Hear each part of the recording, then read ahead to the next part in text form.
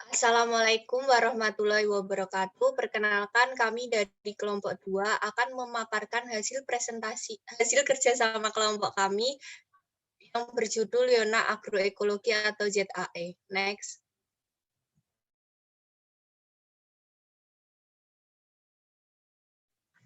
Anggota kelompok kami yang pertama ada Diah Tri Utami dengan NIM 35, yang kedua Dinda Fatika Yuhro dengan NIM 89, yang ketiga Aura Vida dengan NIM 95. Next. Pembahasan pada presentasi kami kali ini yaitu mengenai pengertian, contoh kasus, pembahasan, dan kesimpulan.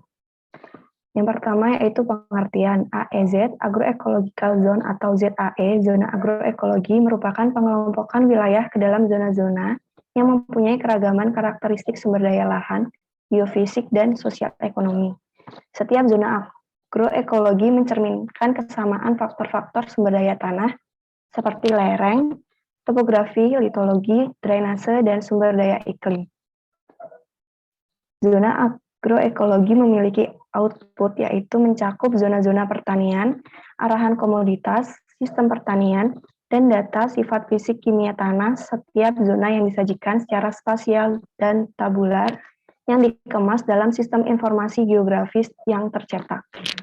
ZAE memiliki peranan penting dalam konteks pembangunan pertanian berkelanjutan, yaitu dalam aspek produksi komoditas pertanian unggulan, komoditas fungsional, strategi produksi, dukungan pengembangan kawasan-kawasan pertanian, jaminan teknis investasi pengembangan pertanian, dan penjelasan biodiversity pertanian, serta bagi efisiensi dan efektivitas pengkajian teknologi pertanian spesifik lokasi.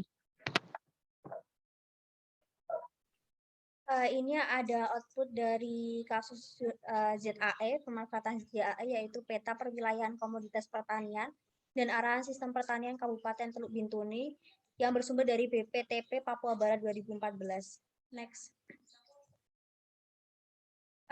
Di dalam peta itu terdapat legenda yang pertama yaitu zona agroekologi, yaitu warna dan kode simbol Romawi, huruf dan angka yang merepresentasikan karakter sifat fisik tanah dan iklim.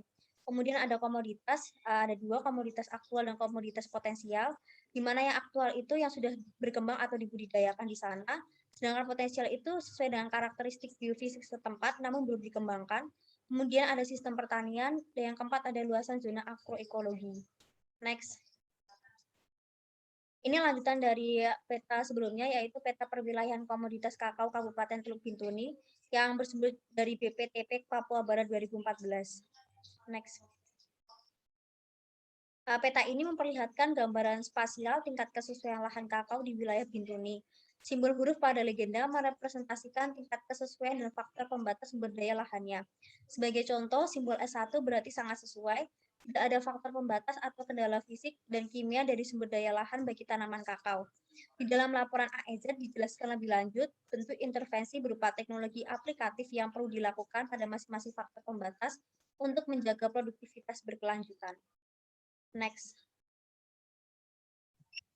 Pembagian Yona berdasarkan kriteria yonasi utama dibagi menjadi 3 yona. Yang pertama Yona 1 yang merupakan wilayah dengan kelerengan lebih dari 40% dengan sistem yonasi kehujanan. Yang kedua, Yona kedua merupakan wilayah dengan kelerengan antara 15 hingga 40% dengan sistem yonasi perkebunan. Yona ketiga merupakan wilayah kelerengan antara 8 hingga 15% dengan sistem yonasi agroforestry. Next. Manfaat sistem Yona agroekologi dan database biofisik lingkungan yang pertama yaitu acuan pengambilan kebijakan atau instansi perencanaan dalam membuat keputusan dan dasar perencanaan khususnya dalam bidang pertanian. Yang kedua, acuan bagi kegiatan peneliti dan pengkajian dalam penentuan lokasi kegiatan, menetapkan prioritas dan sasaran kesesuaian komoditas. Dan yang ketiga, sebagai dasar pertimbangan di dalam merancang konsep tata ruang dan penggunaan lahan. Next. Berdasarkan hasil diskusi kami yang telah kami paparkan, dapat disimpulkan bahwa ZAE atau Yona Agroekologi sangat bagus diterapkan dalam perencanaan dan pengembangan wilayah.